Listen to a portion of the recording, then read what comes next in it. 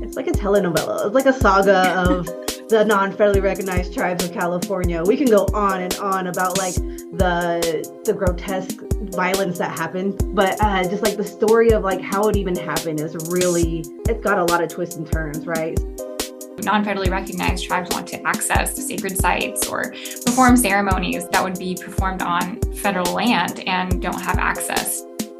Welcome to Challenging Colonialism, a podcast dedicated to amplifying the voices of Native California.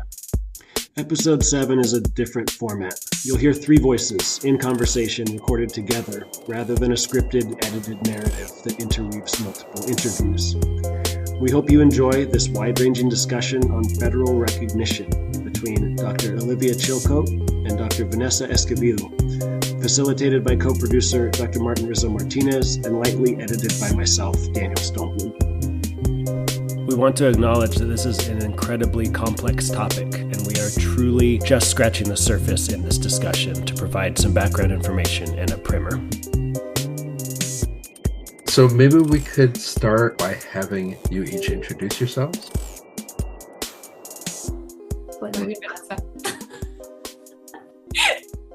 We're polite Indians over here.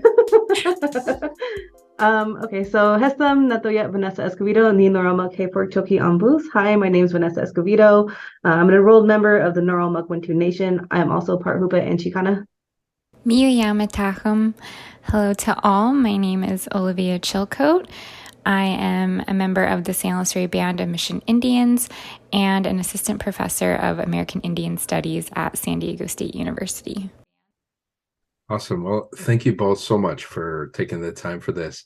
I'm going to start by asking a very broad question, and if I could get you each to maybe explain a little bit, what is, for those who don't understand or know anything about it, what is federal recognition?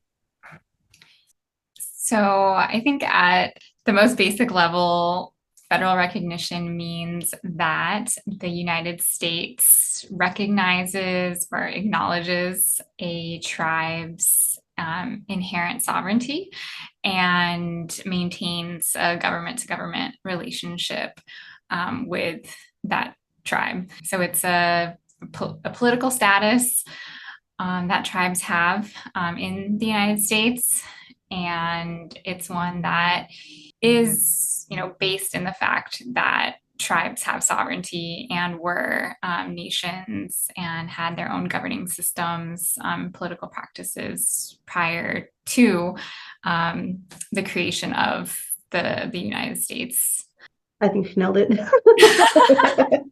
But federal recognition allows a lot of access to funding, to services, and it's political as well, right? So we have seats at tables if you're federally recognized. And unfortunately in California, across the United States, but especially in California, there's a lot of unfederally recognized tribes. There's a lot of reasons why we want to be federally recognized. And I think some of the biggest ones is just access. It's access to benefits. It's access to potential funding. It's access to a seat at the table for decision making. And that could be for our water, that could be for our land, that can be so important for what we fight for all the time, to be recognized, to be able to sit in those positions. I think California is doing a bit, slightly better job of listening to non-federally recognized tribes as well. I know my tribe has a lot of agreements with Forest Service and stuff like that. And just to specify, I'm talking about my Nor'walmuck Wintu side. So that's the tribe who is not federally recognized. And that's the one I'm enrolled in. And so I think it's really important to have federal recognition for just the easier way to have access. A lot of us have been able to kind of move without the federal recognition and find ways to get scholarships or funding for our tribe or land bases. But at the same time, it's just a lot more work, and this is extremely harder to get. Yeah, so I agree that, one reason among many is, critical resource access, funding opportunities, related to housing or medical, education, employment. I think that, federally recognized tribes do receive significant financial and technical assistance under all kinds of programs that were created by the federal government, specifically because tribes have that government to government relationship with the United States. So, there's a legal doctrine known as the federal trust responsibility, and that is supposed to mean that the federal government has the duty and moral obligation to fulfill promises to tribes and to support tribal self-government. And so a lot of the funding and programs and services that exist for tribes comes from that, and that those resources, I think, are crucial to tribal communities, and non-federally recognized tribes should be able to have access to those same resources and programs that other tribes have access to as well. I think also a big one is having land that we can have taken into trust. So, to have a reservation, which, would then be immune from state taxation. So I think that, to have a reservation would be, transformative for a lot of our non-federally recognized tribes, where we could, have enforceable power and exercise our jurisdiction over our reservation land. And, there are a lot of non-federally recognized tribes that are really successful right now getting land back or having land returned. But, those lands that are being returned, they still don't have the same legal status as a reservation. And so I think that that kind of goes hand in hand with why, a really big reason why non-federally recognized tribes want to gain that status. This just happened, and I'm so excited to share this hot off the press. I just went to my tribal gathering and this last weekend for Memorial Day weekend, and I found out that I kind of knew a little bit about it, but not a lot about it. So I talked to the tribal chair, Sonny Hayward, and I asked him to tell me more about it, that my tribe was just given a school. So there's a little school up in the hills in Trinity County, and it's called Cox Bar Elementary. It closed down, but it's on Forest Service land. And so the Forest Service said you need to demolish this building. And so one of the superintendents seen my tribal chair across the street and like, hey, we got a school for you. I should take it. They sold it to us for $1. So we paid $1 for the school. It's a little small school, but it's perfect for what my tribe needs. But exactly what Olivia was saying, right? Like, then came the taxes, and then how do we upkeep? I mean, it's a wonderful thing, but also how do we do this upkeep? How do we get it up to speed where we can do Zoom calls, right? For people who are not, we don't have a land base, right? So people have moved away, and so Zoom is really important now in general in the world, but also for my tribe. And so trying to get internet up there, like there's so much more that comes with it, which is fantastic. I love to have these problems, but at the same time, like it's we still are getting hit with taxes. We also we're in the process, and I can't say too much about this, but we're in the process of getting some land back, and that we almost denied it because we weren't going to be able to afford the taxes. Luckily, we found another way to write a grant and go through a process. But we were almost going to have to deny our traditional homelands that are given back to us because we can't afford it. And so it's just, federal recognition is really important. And I also want to say that, we're all tired of wasting our damn time for federal recognition. We're wasting time. I know several people who have given their lives to try to go through the federal recognition process for my tribe. I'm sure you do too, Olivia. And they don't want to recognize us. I mean, it's built that way, right? Like, this is by design. This is not, they don't want to make it where we can't actually be recognized. And so my tribe has been going through the federal recognition process since the year before I was born. So it's 39 years old this year. And we've seen 2 tribal chairs just give so much, or 3 tribal chairs just give so much. And, we don't have the funding. We're not getting paid for keeping our tribe, like people on tribal council. So everyone's volunteering. This is all volunteer. This is all out of keeping our community together and for us, by us. So, thank God for some of the people that met in garages and kept tribal documents in the back of their garage or in a house somewhere. But they knew it was important 30, 40 years ago, right? To continue this. And, or that's when we started the petition, but of course, even before that. So just, so many of us have wasted so much damn time, including my dissertation. I would rather write about what we're doing than about how long it took us to get federal recognition, which we still don't have. Another huge thing, though, that I want to share, and I'm really excited to share, is I guess I'm sharing you all my good stuff right here, is that we actually put up in Congress on April 6th, 2023, a bill. So we're going that route. And I really hope that we can become federally recognized, because there's just been no action or no movement in the federal acknowledgement process, the FAP, the process that we were talking about. And yeah, this is the year of don't waste my time.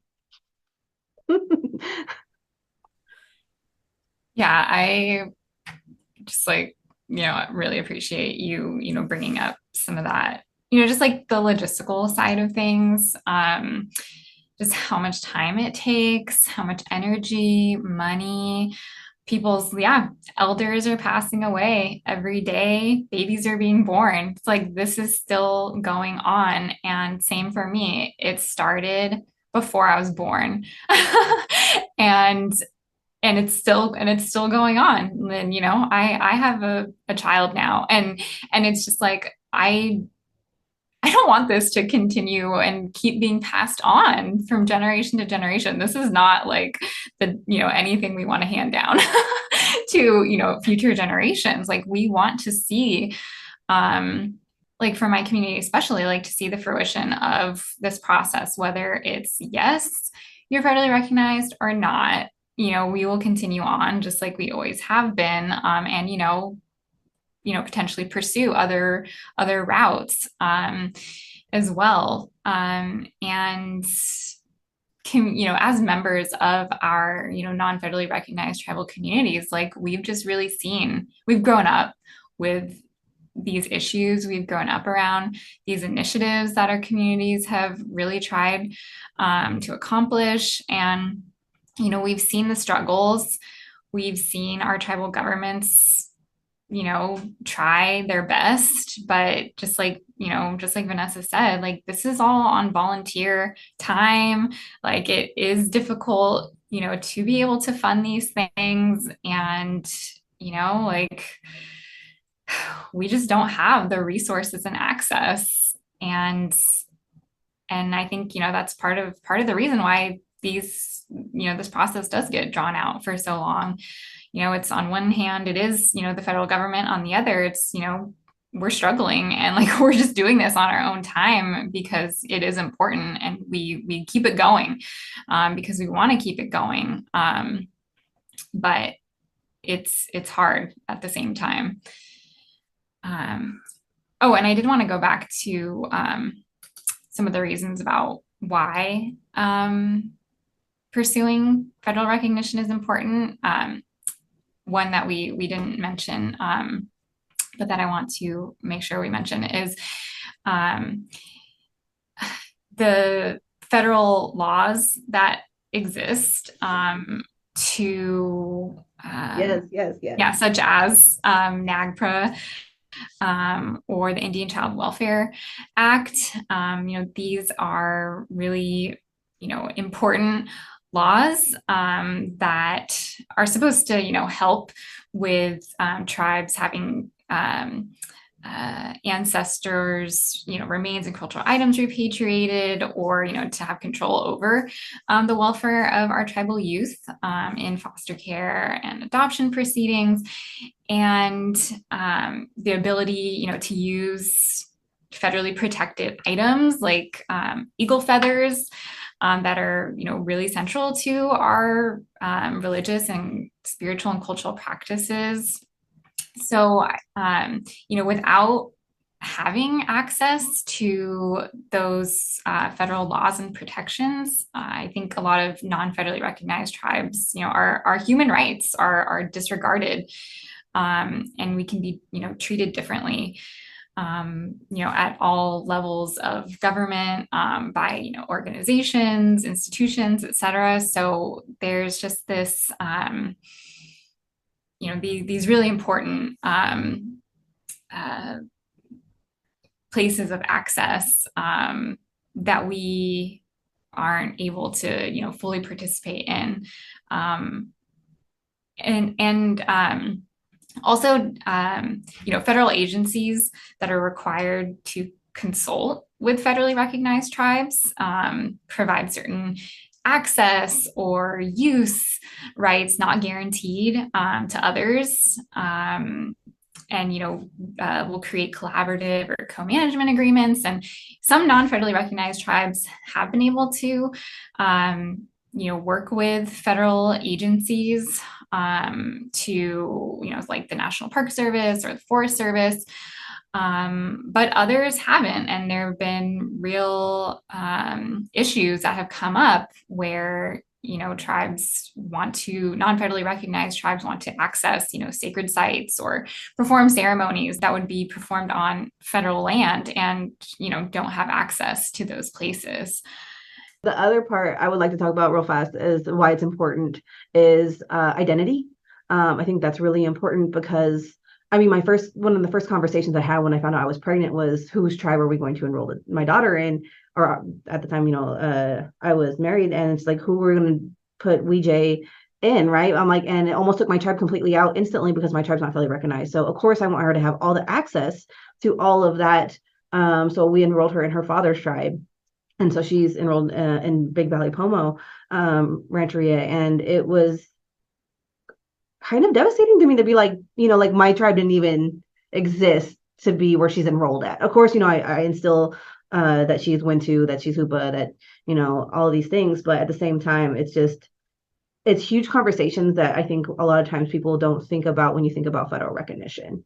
And I know that that's really important because I know my sister went through the same thing, and her husband's Quinault and Yakima. So the kids are enrolled at Quinault, not, so we're constantly losing tribal members or possible tribal members because we don't have federal recognition, because we want to have our kids, you're only allowed to be enrolled in one tribe. So, we want them to have that access. And so my line ends at the Wintu tribe, right? Like, cause I don't have any kids enrolled there. Like that doesn't make any sense. So it's a way to also continue the erasure of a tribe is that, unless I make a political decision to put her in this tribe, like enroll her in my tribe, but then that cuts her out of all the access that federal recognized tribes have. I don't know if that was too convoluted, but hopefully you got my point across. And I also want to point out that there's a huge reasons why certain tribes aren't recognized, right? Like the Ohlone, the Muwekma Ohlone, in San Francisco, Berkeley area, the LA, right? Tongva, the Wamish in Seattle.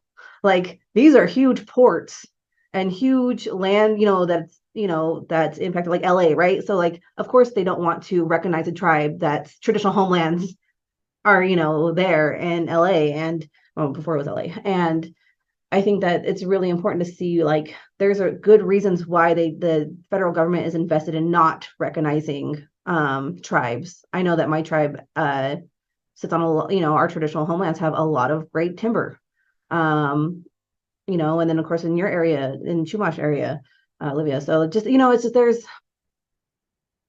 there's reasons why beyond just erasure, right?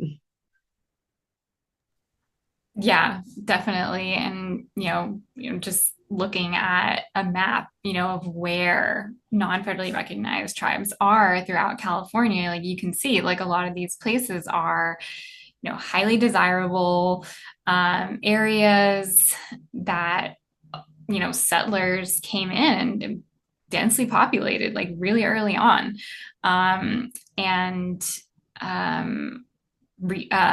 Natural resources as well, like you mentioned, timber, or I think like also just other geological resources that are throughout our state. You look at a map and then you'll see, the parallel of that.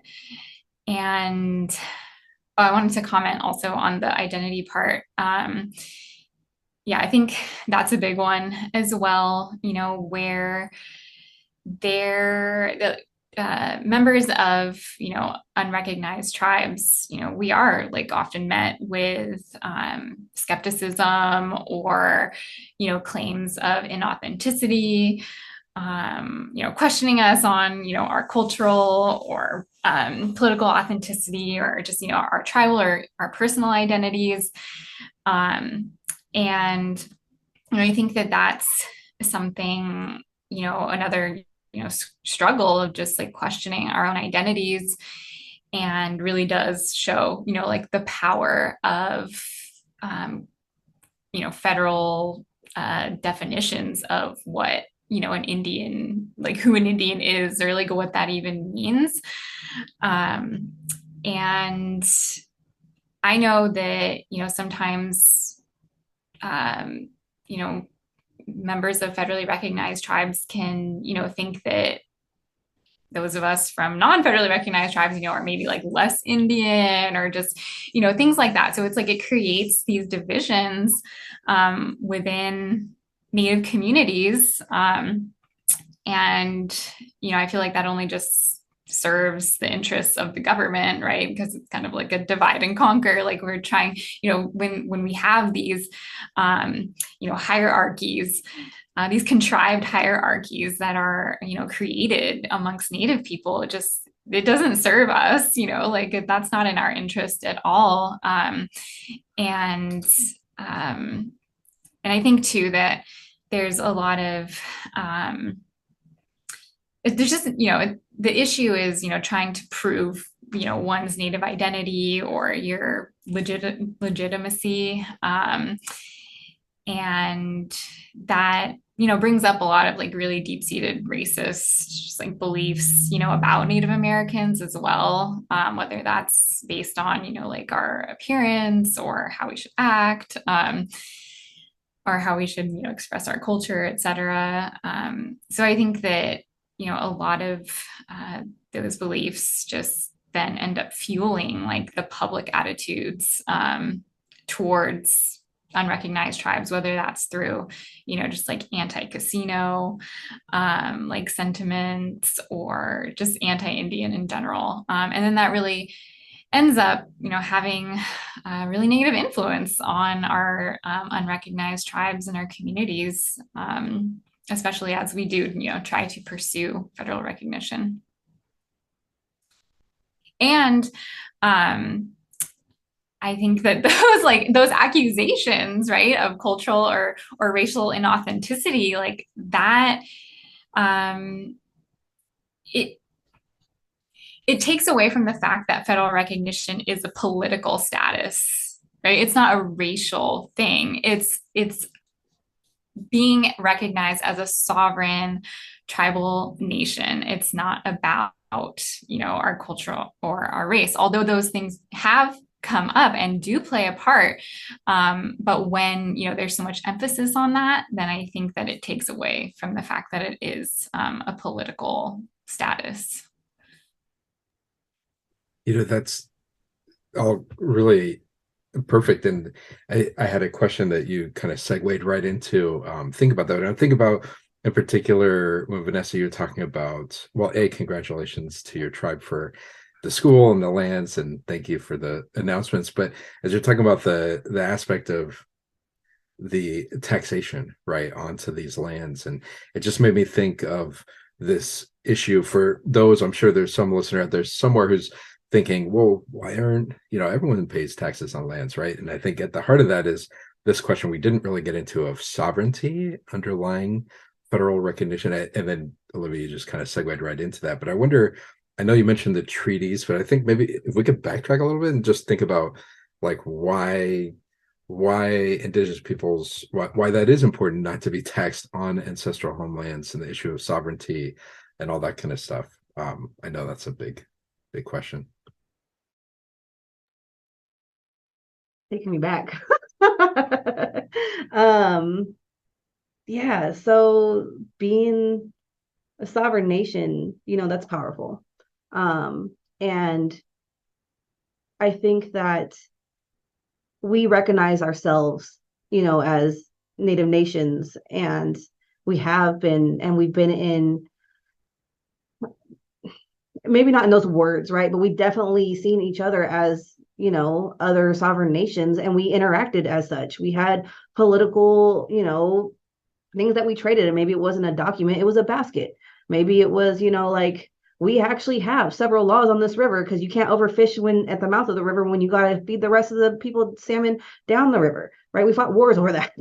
So like we seen each other. Tribes, have always been sovereign. Of course, that word is invented, but we've enacted that. And so when colonization was happening and sovereignty was never really on the table until like the 1970s, right? So like, erase it for federal recognition wise is what I'm talking about there. But sovereignty is so important to have a government to government relationship that's recognized on both sides. And I'm forgetting the word. Olivia, what is it? We're not sovereign, we're what's it called? We're self-determining, self-governing. No, it's the one where they're like, because even the federal governments right now, or the federally recognized tribes aren't sovereign. They're domestic dependent. Oh, domestic. Yeah, there we go. Right, we're domestic dependents, like like, so it's still not full sovereignty, right? But the federal government, I mean, that's by design. They made it this way so that they don't have to recognize us. They don't have to engage in honoring those treaties that they made with us. And talking about taxation on land, I mean, it's our traditional homelands. We've been there. We've been the ones to tend that land. We're the ones who know that land the best. And unfortunately, right, another way to sever us from those relationships is to not recognize us, to then make us pay taxes. Not the ability that we can't put it into land trust, where then we wouldn't. And that's got a whole nother range of problems putting it into trust. So I don't know. I'm kind of rambling. Olivia, sovereignty, please help me. Yeah. So sovereignty, I think, means that tribes are self-governing. So we can, govern ourselves. We can decide, who is part of our community. We can, basically whatever we feel like we need to do to make sure we uphold the well-being and future of our communities. And, I think that,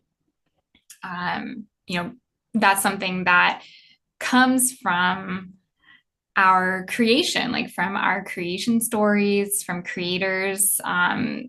Creators gave Native peoples like innate sovereignty.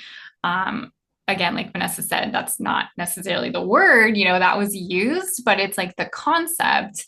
And, every tribe would have its own word for, what that means.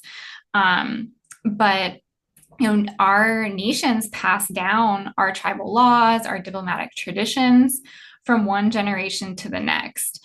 And so, this idea of sovereignty via creation means that tribes always retain our original self-governing powers, but it's the colonial governments that seek to limit our tribal nationhood and, steal our resources and our lands and, to try and control Indigenous peoples and places. So, we retain our inherent rights to self-government, and we have that responsibility to exercise those powers to determine, our future and maintain our relations with, our human and other than human kin. I totally agree with Vanessa that, this idea of, having to pay taxes right on our own land if we get, our land back, or, it's really just, like a slap in the face. It's been a tool towards dispossession for so long. I mean, we've seen this with the Dawes Act, that was how, millions of acres of land across the country was, taken because Native people couldn't pay taxes once, the period ended. On the allotment lands. So, and that was a way that, Native people had to sell their land because they couldn't pay the taxes. And again, it just facilitated the immense loss of land that Native people across the country have dealt with for a really long time. California becomes a state in 1850. We get these three weirdo white guys to come over and write, sign treaties with us. I feel like I'm not, I can say these things now. They come in, they're like, hey, we want to make treaties. They're making other side deals. They're trying to I know that I think it's Sim Snyder has a whole article on this of how one of them embezzled a bunch of land, right? But anyways, right, we see these three dudes come over. I mean, there's over 200 tribes in California. They signed 18 treaties. So already that's just not great, right? It's just so small. And then they send back the treaties back to Washington, D.C., and they put them under a junction of secrecy, right? They don't ratify them. They hide them. Who does this? They hide them. And then we find them later on. And all the Indians are like, yeah, we remember. We remember signing that because we actually got up to move to the land that we were supposed to get. And then we weren't welcome there either. And so it's this huge saga of just immense violence. And I think a lot of us have examples of, like Olivia was saying, that our tribe signed. I have a relative, or maybe not my direct relative, but a tribal member signed the treaty. And yeah, the federal government said that we needed to tie that person to our tribe, so we needed a birth certificate. Well, who had birth certificates in 1850, right? Especially Native people. So we just see this huge brushstrokes of history just, erasing us here in California specifically. Vanessa's point about treaties, I think, is something that really comes up for the California Indian experience, where, we had 18 treaties that were negotiated, but they were never ratified. And, those treaties promised land, and, tribes that did sign and weren't, ever given that land because they weren't ratified. Some of those tribes are today a non-federally recognized tribe, including my own. And so, we were on that treaty. We were supposed to get land through that treaty, but it was never ratified. And that was kind of, the first in a series of many instances where the federal government, neglected our tribal community, did not set aside land for us or reservation when other tribes were having reservations set aside. And that, being left out, being neglected all those years ago, we're still feeling those repercussions to this day, and for my tribe specifically, and I think for a lot of tribes in California, not having land set aside has created the current, legal status that we have as non-federally recognized tribes today. The federal acknowledgement process was established in 1978. And, since then, tribes have pursued that process. But to people who haven't been aware of the struggles that our tribes have been facing, for decades, it seems like, who are these tribes? They're just popping up out of nowhere. And, with the advent of casinos, of course, then that throws in a whole other element where it's are, these communities just, want to open a casino. It's just for greed or economic imperatives. But that really obscures the fact that these struggles have been going on for so long. It's not that all of a sudden we decided, we want federal recognition in the 1970s. This is something that goes back way farther and is deeply embedded in the colonial history of California. Yeah, thank you. That's such great context. You guys are great. You almost don't even need me here, which is awesome. Yeah, we can just Vanessa and I just talk about this for hours. My next question is, getting into some of the specifics of the federal recognition process, but what are some of the specific requirements in order to qualify it to be federally recognized? So there are three different ways that tribes can become federally recognized. One way is through Congress. So having Congress pass a law that would give a tribe federal or would federally recognize a tribe. Then there's also through the court system, and that the courts have been a way for tribes that were terminated.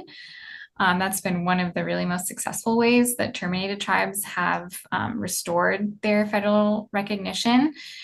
And then the third way is through the administrative federal acknowledgement process that is operated through the Department of the Interior, through the Office of Federal Acknowledgement. It used to be known as the Branch of Acknowledgement and Research, but it's now known as the Office of Federal Acknowledgement. And that process was established in 1978, and it has 7 mandatory criteria that tribes have to meet, and all 7 of the criteria have to be met in order to become federally recognized. And in the so there have been a couple changes to the process over the years since 1978. So once in 1994, it was modified a little bit. And then most recently in 2015, it was modified as well. So the 2015 changes instituted a phased review to try to allow for quicker decisions, because that's been one of the longstanding critiques of the process itself, is that it takes so long.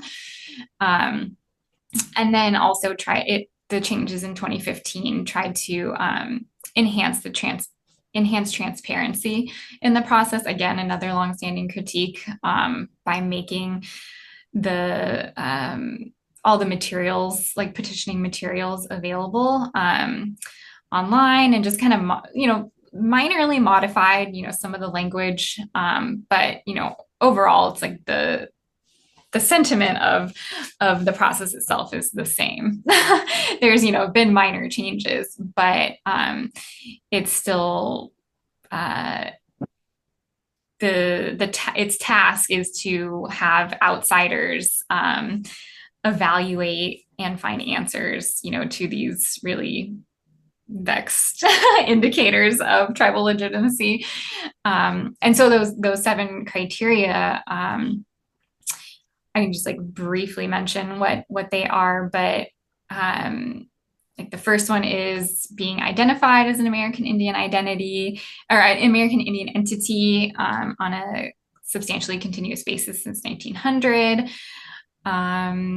That the petitioner comprises a distinct community and can demonstrate it existed as a community from 1900 to the present.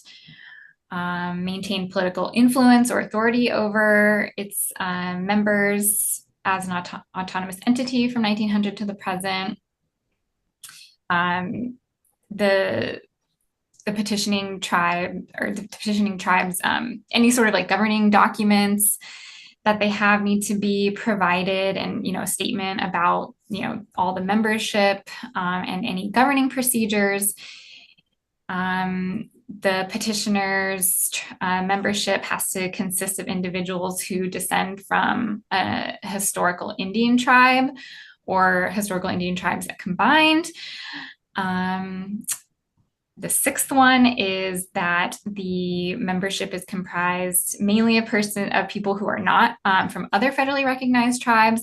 And then the final one is that the petitioning tribe wasn't terminated or hasn't been the subject of any kind of congressional legislation that would expressly forbid the federal, a government to government relationship happening with the United States.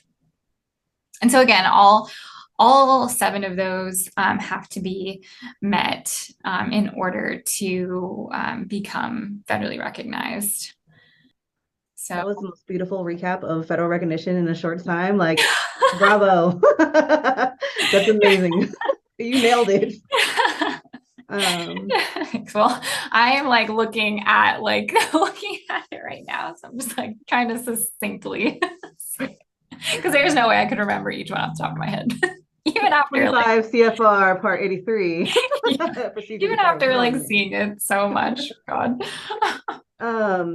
Yeah, so the FAP, this process is, a lot of the things sound not too, bad to come up with, right? Like, I can show you that we have lineage in our tribe, right? So just showing you that we have membership. Well, it's like things change. So we used to have these all written down and they wanted it in Excel. That's not a hard ask, but it is for my community.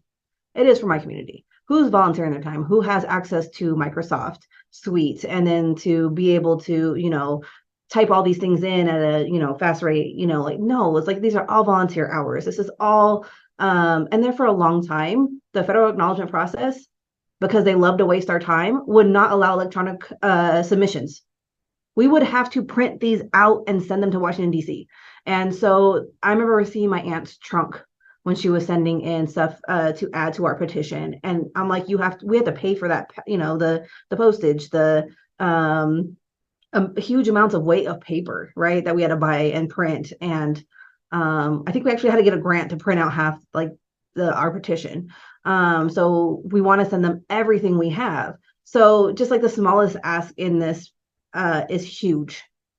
So another part, like we talked about before, right, about showing membership. But if we are continuously losing tribal members because we're not enrolling our kids, if they have the options to be in other tribes, we do that. And so that also hurts us.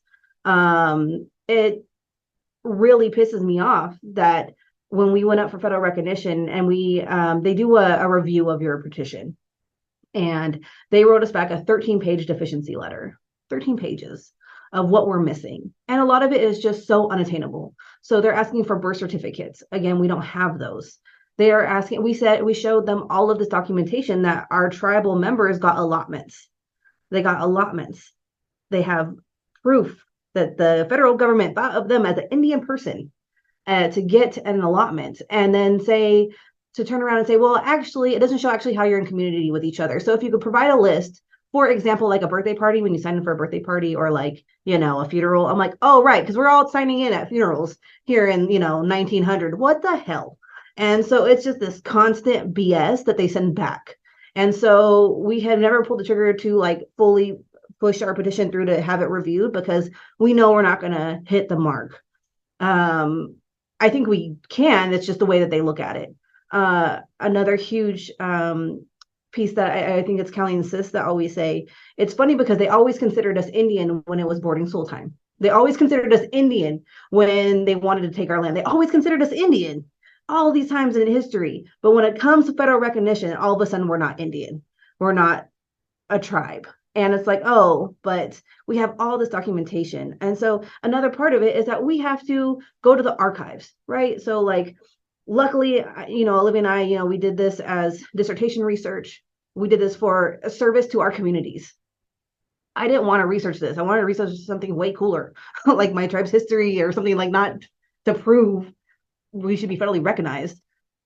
Which, by the way, that's the end of my dissertation. This process doesn't work. I spilled the beans. So I know, riveting research. But anyways, it's we do all of this work and, we prove over and over, because, I've had to sit in archives and the violence of the archive, right? Entering this huge building that's protected by guards that we have to use identification to get into. We have to have an orientation.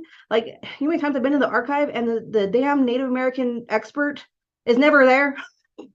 So if anyone's listening, make sure that guy's there or that person's there so you can actually get help. And then pulling out these files and then like pulling out one by one. And it's funny because like you're in this room and there's this, security guard that's above you looking down at you. It's like you're in prison. And it's like, I feel like my relatives are captive in these boxes and I want to like write on them so bad and just, I don't know, break them out. But of course, I don't want to incriminate myself here. So looking at all this like documentation in the archive, and it's fucked up. It's fucked up. I'm gonna say it's fucked up because what they say is like, it doesn't say, hey, Norrell Muck Wintu individual, right? No, it says digger. It says, derogatory terms about my people. It says that this person, I actually found a piece of paper in the archive that says like the schools by the area, maybe it's a school that my tribe got donated to, but it's not. But the schools up there were saying, hey, Washington, we have a bunch of Indians in the school. You need to pay for them. And the Washington, D.C. wrote back and said, no, they're not Indian. And then the school teacher wrote back saying, like, everyone considers them Indian. So it's this really weird exchange of like documentation, but in the end proves that we're Indian. Like, I don't know what else we need, right? Just we have proven it over and over and over. We have the scars to prove it. And they're still saying, well, you didn't do this right, or you didn't do that right. And so my aunt, who was tribal chair of of Norrell Muck tribe for 12 years, she talks about these 7 pieces of criteria, that how hard and unattainable they are. And in 2015, I feel so cool to say that me and Olivia were there. We were there to put in our 2 cents about the hopeful. At that moment, we were really hopeful that it was going to change, that something was going to make it easier. And it felt really good to be at this meeting. They did meetings all over the United States to kind of see what they can fix for. They did hearings. So Olivia and I were there, and I remember seeing her there, and I remember us both being emotional, right? Like we got to figure out what to say to the federal government, like, hey, you need to change this. And then we find out that, they have 2 separate meetings. They have the meetings for the federally recognized tribes, and then they have the meetings for everyone else. And it makes me really upset seeing how much we can be pitted against each other, because some casino tribes see, recognizing more Native tribes is a competition, and gaming for sure, but whatever else, right? And it was really sad to see. And I know a couple of non-federally recognized tribes tried to go into the federally recognized hearing, and they wouldn't let them in. And so it was really disappointing to see what they ended up changing, because we thought it was going to be a lot. I don't know. I had a lot of hope in 2015. I'm jaded now, so no hope. No. But, I hope that this changes. And I think that a lot of people have thrown their hands up to it. So since 1978, when this was brought in as the Bureau of, Acknowledgment Research, to the FAP, the federal acknowledgement process, one tribe from California, one tribe has been able to get past this process. One. We have at one point 80 tribes from California apply or petition to apply. Some of those I know aren't, California Indian. There's some like Cherokees that try to apply as well. But anyways, there's at one point in California 80 petitions for tribes to become fully recognized. And it's crazy that just one. And I heard, and I do not know if this is like super factual, so forgive me if I'm wrong, but I heard that their petition was not super lengthy, but they had time on their hands because they did it before gaming was allowed. So it's a Timbisha Shoshone. So they got federal recognition before gaming. So when gaming came along, that's when they really buckled down on all this, because they don't want us to be recognized. And so it's been a long time since 1978 to only have one tribe from California. I know they denied the Tolowa and others. I remember hearing, I think again it was Colleen Sis saying, if the Tolowa can't get recognized, none of us can. It's just, we have people on the coast, right? The Lonely peoples. How many how much documentation do they have that people have seen them on ships, right? Like people, like literally the first people, like colonization coming over, seen them, wrote about them, and that's probably like the first people in California written about, and they're not even recognized. Like just like there's no uh document that's going to be appeased by the federal acknowledgement process. And if they see them in the streets, they're gonna get these hands because I'm tired of them and their BS. Yes, I love that energy. But no, I agree. Like it doesn't work. And I think we've known this for, quite some time. Like back in the 90s, there was the Advisory Council on California Indian Policy. And, what they found, there was a huge report that was created by that council for Congress. And, one aspect of it was on these issues of federal recognition and termination for tribes in California. And what, the members of the Advisory Council really made it clear that the federal acknowledgement process just doesn't work for California tribes. And, like Vanessa said, only one tribe in California has made it through the process. And again, that was in the early 1980s. It was a very different world back then. And I think their petition was, something like 20 pages, maybe, like, which now it's like that would be unheard of. We're talking like thousands of pages of documents, because not only do we have to, provide the narrative aspect of it, explaining how we meet all of these criteria, but we have to provide all the evidence. Like you can't just footnote something. Like you have to give them the document or the whole book or whatever it is, that the newspaper article like that mentions it. Like they're not out. I mean, they do, the staff do some research, but they're relying basically on everything that the tribe submits, and then they'll kind of like maybe go from there with, additional research or other things. But, that's, one of the main issues with this whole process is that the burden of proof is placed on the tribes who are pursuing this process. And, we have to, find all of these documents or, create databases and, like things that, again, like Vanessa mentioned, like people in our tribes aren't necessarily versed like in doing these things. And then if we want to have, experts or professionals do it on our behalf, well, that comes with a price tag, of course. And there's really not a lot of funding opportunities for tribes that are pursuing federal recognition. And so again, and then it gets put on our shoulders. It becomes, something that we have to volunteer our time to do. And, that has been largely how it's happened in my tribe.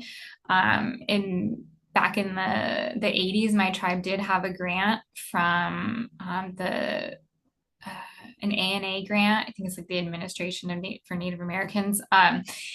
And that was used to hire a couple of anthropologists to, help with like doing this research. But, once the grant ran out, it's like, well, good luck, and like never heard from the lawyer that was helping us again, never heard from the anthropologists that were helping us. And then, then the expectation is that, these people on our, in our tribal leadership are then supposed to take it on or, delegate it to someone. But again, it's like, who's going to do it? Who can have the time to do this? When we all have to, survive like however we can. And it's just, it is just such an immense task, a huge undertaking, just so much to manage and organize, like related to it. It is extremely overwhelming and confusing, and it's just so difficult. And I'm trying to remember there's something else you said, Vanessa, that I wanted to to comment on. The criteria. So yeah, so like Vanessa mentioned, like on the surface, it seems like, oh, these criteria, okay, like just prove that you've, existed since 1900. And it's like, okay, well, when for all tribes, but especially for here, tribes in California, it's like that is asking a lot, especially when we had, such severe colonization that happened, like the genocide that happened here. People like for the majority of time, the government and even like the state of California have not been interested in supporting tribes or acknowledging tribal existence. Really, it's been about trying to get rid of us. They're killing us, right? They're still killing us in the 1900s. Yeah. I'm not sitting down like, let's write this down. Take note and then send this in. I'm like, no, we were still running for our lives. Yeah. So there's just, our communities have been through so much. And, the way that colonization happened here, it was aimed at ripping our tribes apart, preventing our communities from existing or even being able to, function. When you're just trying to survive and fight for your life, like, yeah, you're probably going to miss a meeting or, not have like our councils meet or something, when there's like these huge outside factors, attacking us.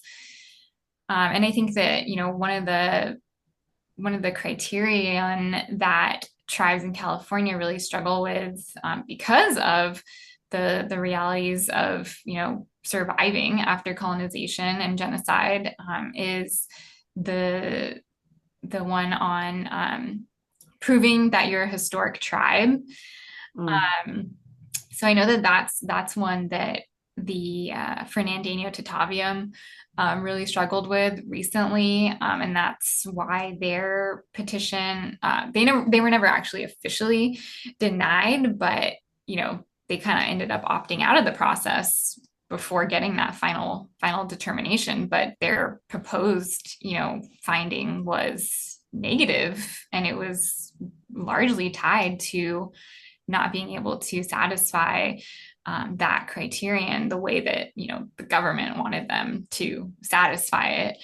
And so I think that that, and then the criteria on showing that political and community continuity, it's just really difficult to prove that, because this process is mainly relying on outside information, outside evaluators, who are looking in on our communities or documenting us for one reason or another, like throughout history.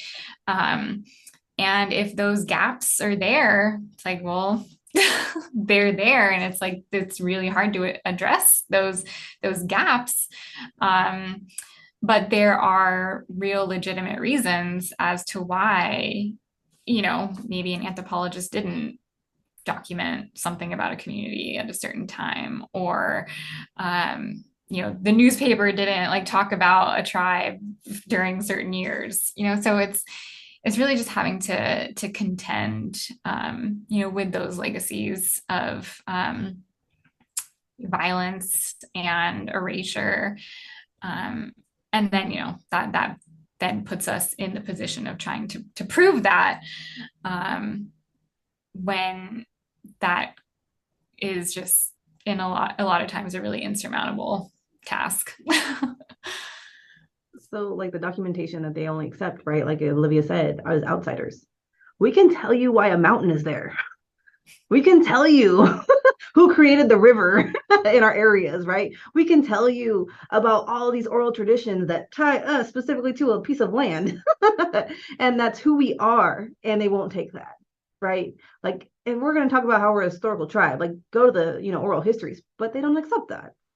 And it's, I mean, unfortunately, I hate using this example, but like my tribe, when they said to show that our tribal council had been meeting, that we've been a continuous tribal entity, or like a, governing body throughout time.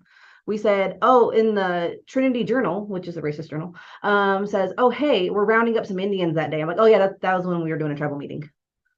So we're trying to use those as like proof, even though, that's a stretch, but it's ugly. It's ugly history.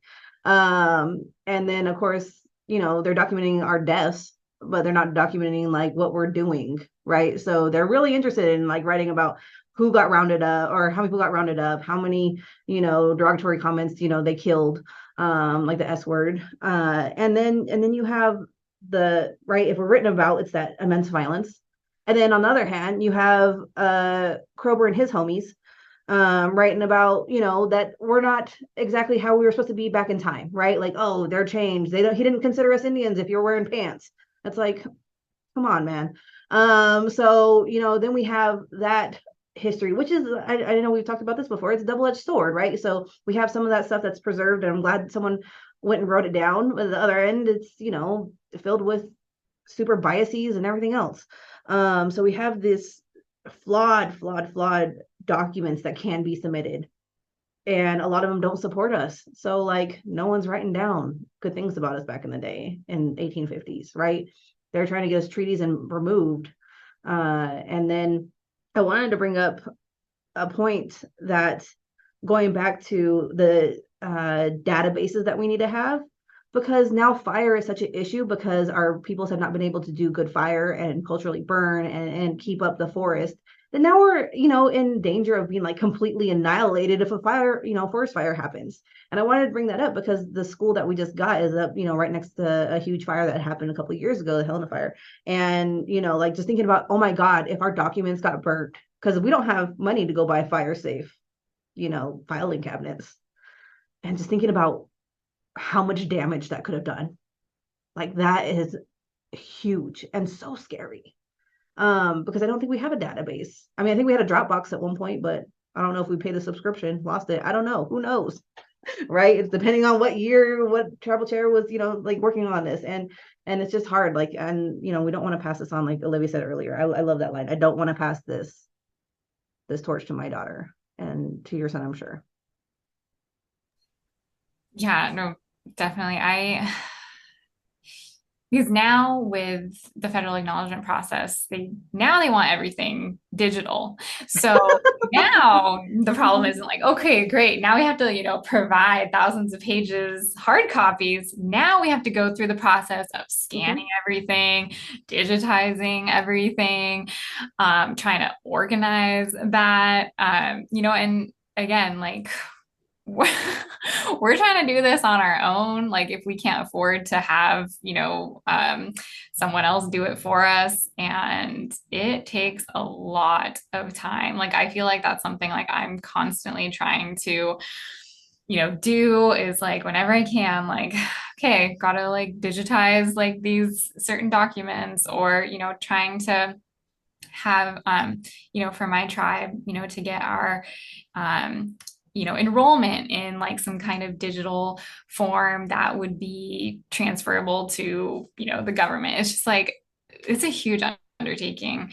And there's just like so many little logistical things like that you don't really think about until you're actually like in it and in, the process of figuring out how to meet these 7 criteria, and just so many different things pop up.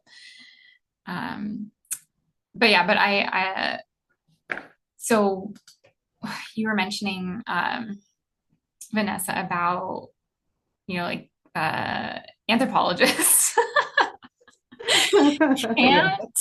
can't miss an opportunity to share my 2 cents on anthropology. But yeah, I think that's a big, piece of the puzzle too, with, especially, why it's so hard for tribes in California to become federally recognized. And, it's that interplay between anthropologists and government officials, especially in the early 20th century, when tribal lands were being established. And I think that, that's a huge issue that the Ohlone, especially come up against, where like Kroeber is saying that, the Ohlone are culturally extinct.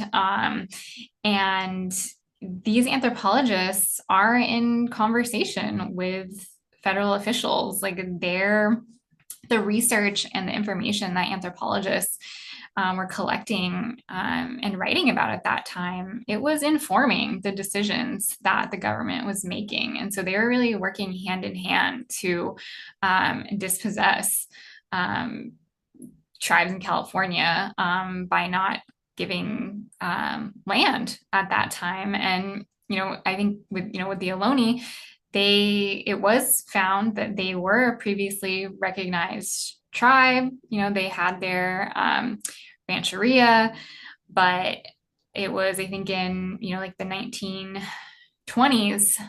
So it was like at that point on, the government is saying that, well, you kind of just faded out of existence.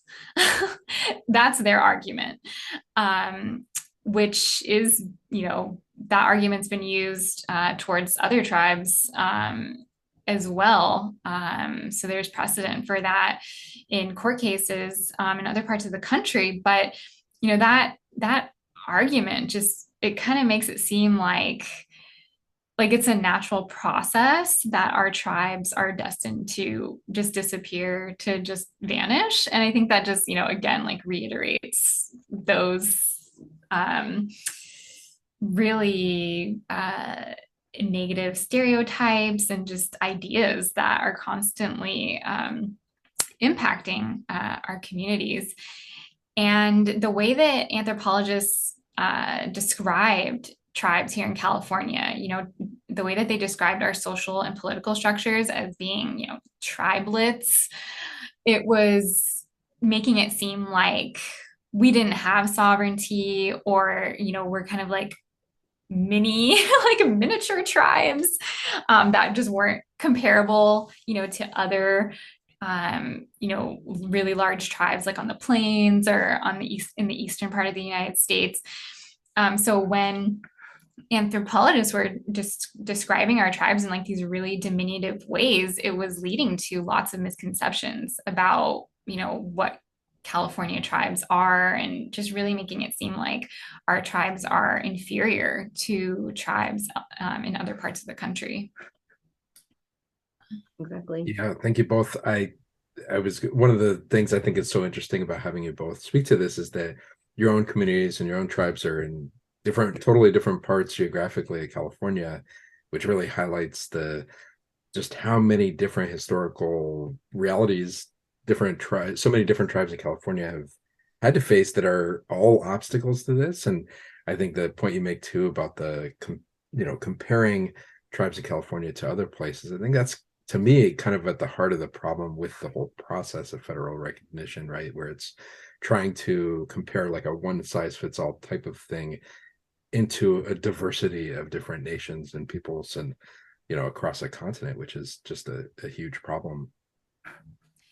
I think Michelle Raheja talks about how someone petitioned as a joke, or maybe seriously, to be federally recognized as the Hollywood Indian, because that's what they wanted. They want that, Hollywood Indian stereotype. And so a bunch, I guess, people, I don't know if they actually petitioned, but I can't remember what it says in the book, but she writes about how, like, yeah, they were going to file for federal recognition because, like, that's what they want, right? Like that's the prototype. So. Yeah. No, it's really trying to put, a cookie cutter, model onto all of this diversity across the country, all different, just historical realities of how, things have happened to our communities over time, and to try and, have a one size fits all method is just, it's really never going to end up working. And again, like we kind of said already that, it's really already been, people have been talking about this for a long time, and it really just, it doesn't work by and large. And I think that's part of the reason why a lot of unrecognized tribes have just, persisted, just kind of continued on doing our own thing, trying to assert our inherent tribal sovereignty in ways that we can, trying to be in relation with other tribal communities, other governments, whether that's our local city or county governments, and other institutions as well. And I think, Vanessa kind of briefly mentioned it earlier, but, in California, I feel like tribes here, non-federally recognized tribes here, do have some measure of power compared to non-federally recognized tribes in other parts of the country, where the state of California has, around 30 different state statutes that are applicable to non-federally recognized tribes. We do have some power in, tribal consultation processes, and, the ability to, apply for certain state resources. And I think that a lot of that has really been happening more recently, especially after a couple of executive orders that have come down from California governors, with Executive Order B1011 back in 2011 from former Governor Jerry Brown, and then with Governor Newsom's Executive Order N1519, the quote unquote apology for genocide, that a lot of state legislators have, I guess I should clarify that in the 2011 executive order, that was about reaffirming, wait, let me, I don't want to misspeak on this. Let me find it really quick because I want to make sure I word it correctly. So I wrote about this. Okay. So yeah, Executive Order B1011 was stating California's commitment to strengthening and sustaining effective government-to-government relationships with California tribes.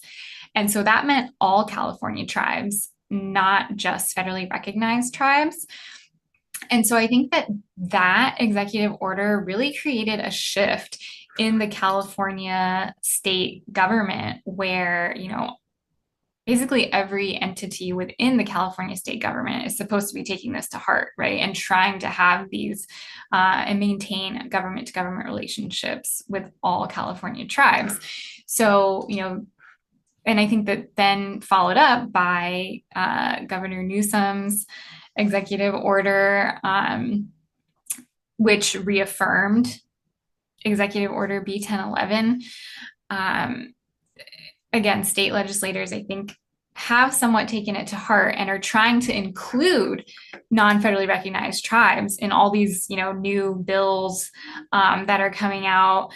Cal NAGPRA was changed because of that, because Cal NAGPRA was originally, and Vanessa knows, really well, you've written, an article on part of this, but, since that article came out, the language in Cal NAGPRA changed to mirror the language that is in, that was originally in SB 18, and which is in AB 52, that defines a California Native American tribe as one that's on the Native American Heritage Commission's contact list, which their contact list has both federally recognized and non-federally recognized tribes on it.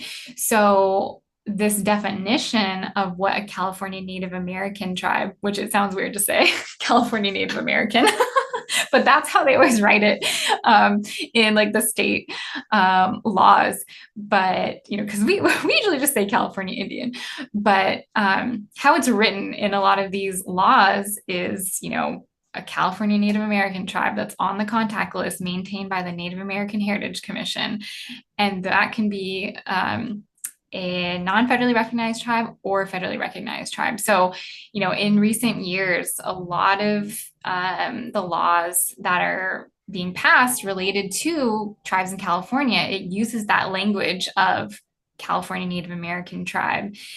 And so again, that makes it applicable to non-federally recognized tribes. And I think it does empower our tribes to assert our tribal sovereignty, because we can, as a government, have this relationship with the state of California. However vexed, again, that is, considering California was the architect of our genocide. But I think that in the current era, there is, there have been steps made, like in the right direction to try and address, what the state did in the past, and try and repair in some ways the relationship with tribes. There's obviously still a lot of work to do, and in that realm. But I think that, the fact that unrecognized tribes here in California are able to exercise our sovereignty in these ways is something that is really important. And I don't think it's happening in the same way in other places in the country. I just wanted to say a couple things real fast before we move on. Is that you mentioned California Indians and how it's kind of set out in other ways of like California Native American, and just I wanted to point out, maybe it's a good point to make for federal recognition, is that a lot of us in California, even though we're not federally recognized, my grandfather is recognized as a California Indian, and that's through the judgment rolls, which is problematic in itself. But these census that we're supposed to capture, like in the 1930s and the 1970s, who's the California Indians here in California. And so a lot of us use a lot of times in legislation they would put us all as one body, right? Like in any bills or whatever, it'd be like California Indians. So we're always kind of meshed up in that way. It's not like specific tribes, putting us all together in ways that I think is different than other states. And I think we have an identity there of a California Indian that's important and distinct than on top of our tribal identities. So I just wanted to point that out because I want to make sure that was clear. And then two, as you can tell, this is huge across our country, the state, specifically California and Alaska. There's so many of us that are not really recognized that we love to talk about it. I swear, every time I get a phone call, because there's something I run for specifically for non-really recognized tribes, and people just want to talk. They talk to me for like 30, 40 minutes and tell me their story. This topic is so damn important and so not talked about or written about. And that's why me and Olivia connect so well together, because we're like, oh man, we just have so little research to go off of for our dissertations. And the one book, right? We have one book that we talk about all the time, which is the Quest for Tribal Acknowledgement. And it's California's Honey Lake Maidu story of their journey of trying to obtain federal recognition.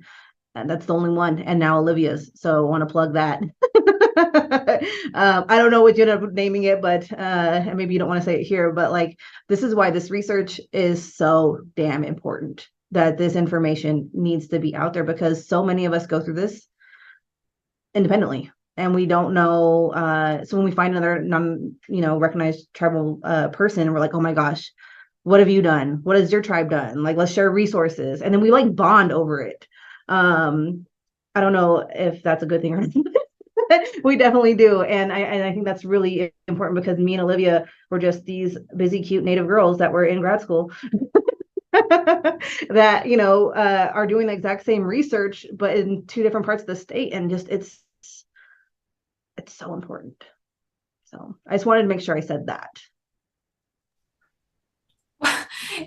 Thank you for saying that, because it's so true. Like we don't have a lot to go off of. Like you said, there's one book that's been published just about California. There's been articles and here and there. But yeah, we have that one book, and it was, wasn't written by a Native person. It was written by, an anthropologist.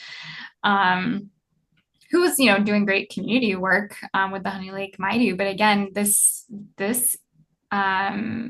story of federal recognition in California, like it hasn't been told from our own California Indian perspective, from the people who are in these non-federally recognized communities, really, until it's like me and you, Vanessa, when we, doing our research, writing our dissertations, and yeah, I feel it's weird to say, that my book will be the second book, on this topic, and the first one actually written by, a California Indian person from one of these communities. And, of course, I don't speak for all, California Indians or all unrecognized California tribes or anything. But, I think just to be able to bring, attention to this topic, that, it's so misunderstood. It's so, there's just a lot of misconceptions about it. And, we hear about the issue a lot, like here and there, like sprinkled throughout, especially because there's so many non-federally recognized tribes here in California. But to have, these in-depth actual conversations about it, it just doesn't happen, as often as it should. So I'm hoping we're changing that. We're part of moving these conversations forward. And I did also want to briefly comment on what you were saying about the judgment roles, because I think that is an area where a lot of disconnect happens for California tribes who are going through, who are pursuing federal recognition, because they say, well, I thought I was, recognized by the government. Like I'm on the, I'm part of these census rolls. My family did this back in the 20s, the 30s, like we're documented as being California Indians. Like I don't get why we're not federally recognized. So there's just like this disconnect that happens. And it's, the heart of that issue is that the judgment role, these California Indian census rolls were about documenting individuals, not documenting a tribe, even though it's kind of a conundrum, because like, can you really be an Indian without being part of a tribe or like having a community? Like, I feel like that's a complex, identity topic, but I feel like, that is, to me, that is, what a Native identity, is really grounded in, is in our communities. So it's kind of like, well, you can't really have one without the other. I mean, there are obviously instances where that does happen, but I think that's just where a lot of the confusion arises from those censuses, because, that's about documenting an individual, not a tribe. And so that's why, the Office of Federal Acknowledgement often doesn't really consider those roles to be, evidence of your, tribal political entity or something like that. So, they don't hold a lot of weight in the federal acknowledgement process. I mean, can of course still use them, but there has to be a lot of other corroborating evidence for them to be considered for federal acknowledgement purposes. I don't know. I'm so over it. I'm so over, positioning us against each other. And the federal government didn't want us to be here. So that's why we have federal recognition. Like, it's the who's, they wanted to erase us. They wanted to erase Native populations. And so one way to do that is on paper, right? Is to say that your tribe is not federally recognized. We don't see you as a sovereign nation. We don't want to engage in, political acts and treaty signing and everything else, even though we did actually have that, but they don't want to recognize that. Well, thank you. You've both been so awesome on this, such an important conversation, and so great to hear your perspectives. I have one last question to kind of maybe we could wrap up with, because you covered so much in this already, but I'm curious your thoughts on, it's kind of a two-pronged question, but what does the future of federal recognition look like to you? And in part, like, how would you like to see this work, the process work going forward? How do we fix federal recognition, Olivia?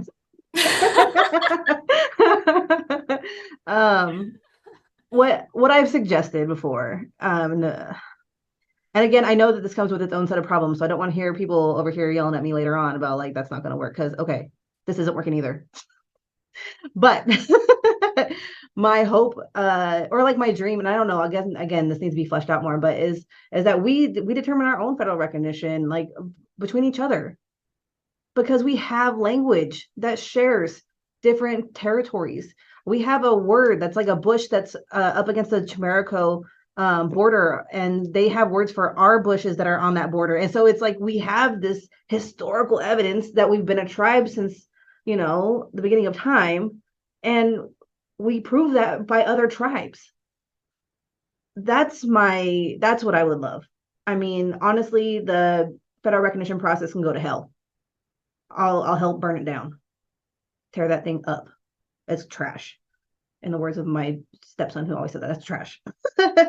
And I just think that it's not working. So just do away with it. Stop it already. Stop the bullshit.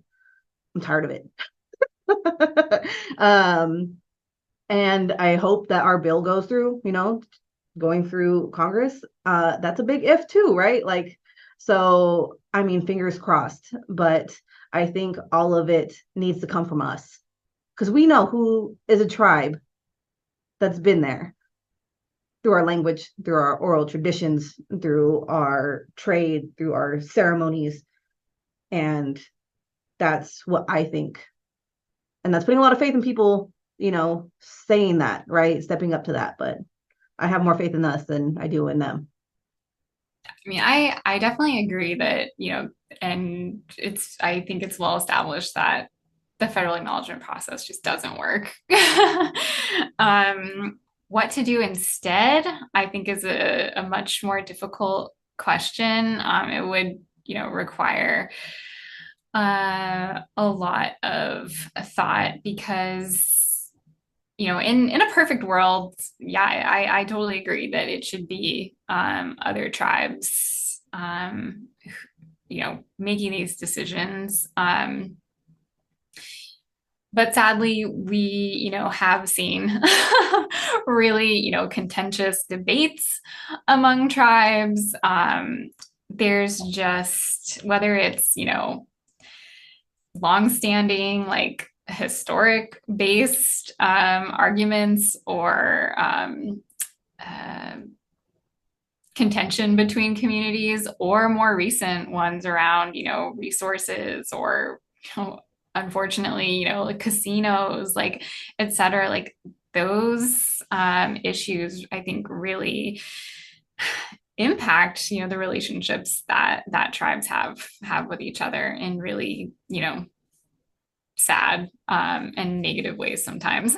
Before the creation of reservations here in Southern California, all of our tribes were in a really similar situation, trying to protect our villages from settlers, from people encroaching, on our territories. And there were a lot of times that our communities came together and supported each other, fought for each other, and fought for our land rights.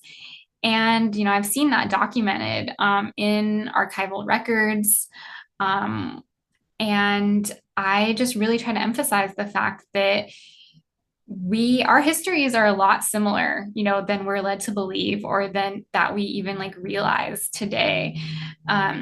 And so I think that, because if we look to the way that we supported each other in the past, that, tribes, federally recognized tribes today should, look back to that and, support our sister tribes in our quest for federal recognition today, because our histories really are similar. And again, we don't want to just these divisions among each other again, as we said earlier, it just serves the government's interests, not ours.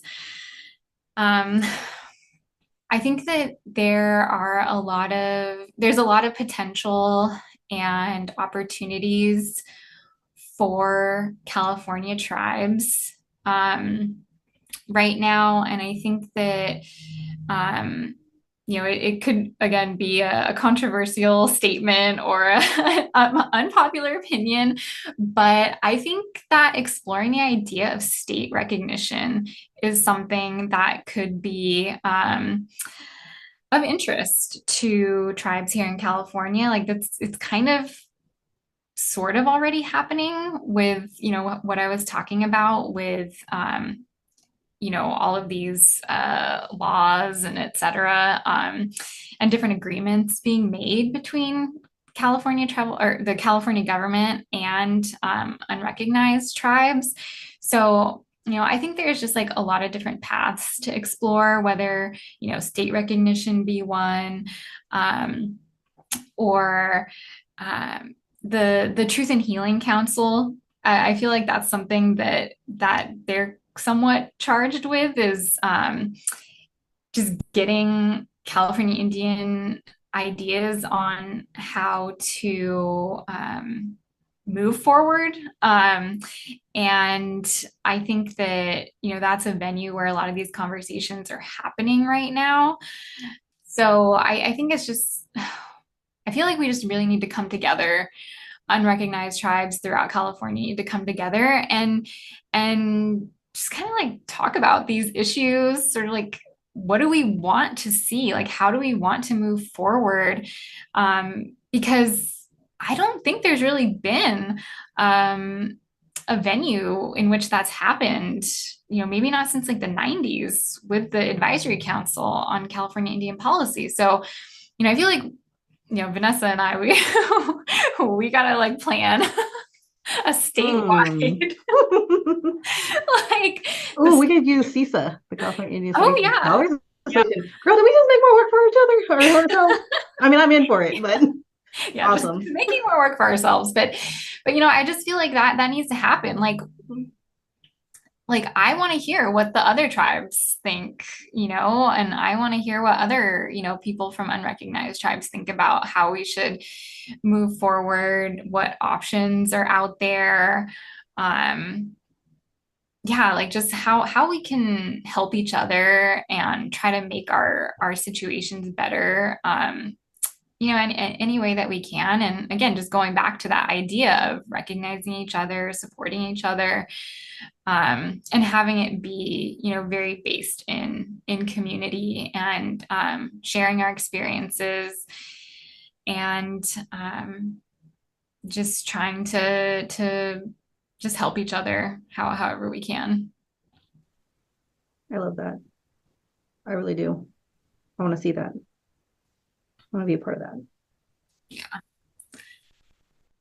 Well, thank you both. I mean, unless you have any kind of closing thoughts, this has really been awesome, and I really am grateful for you both taking the time to share your thoughts and insights on all this. And thank you for the work that you're doing on this. And I want to do a closing remark, and I just want to say, I'm just so thankful. I'm so thankful. I'm sure Olivia is so thankful. Like, we're all so thankful for the people in the non-federally recognized tribes who continually showed up, who continually invested in our communities, who have taken time off work, who have driven up and down the state, given up so much of their family time or other commitments to make sure and ensure the future of our tribes. And there's no way I can say thank you enough to those people, because I've seen what that looks like. And I hope that we will continue to do that. And I know we will, because that's who we are. But I just want to say a huge thank you, because so many of y'all, kept our tribes going when in the face of absolute different times, crazy times, right? Genocide, relocation, removal, everything. And people still continued our ways and continued tribal, entities. So just thank you. I want to say that. I want to make sure I just say thank you. Yeah, I agree. Immense gratitude for what our ancestors and our current tribal community members have gone through. It's a legacy. Like, this is inherited. This quest, this search for federal recognition. Like, it's something that has been happening long before this concept of federal recognition existed. It goes back to our communities demanding our lands, demanding that we are seen and heard as tribal governments. And that's been going on for a really long time, and it's taken shape in a lot of different forms, over the years. And, I always, say that this, pursuing federal recognition is just the most current iteration of this really long-standing effort that our ancestors, that our tribes have been going through for a really, really long time. And I'll say it again, don't want to pass it on.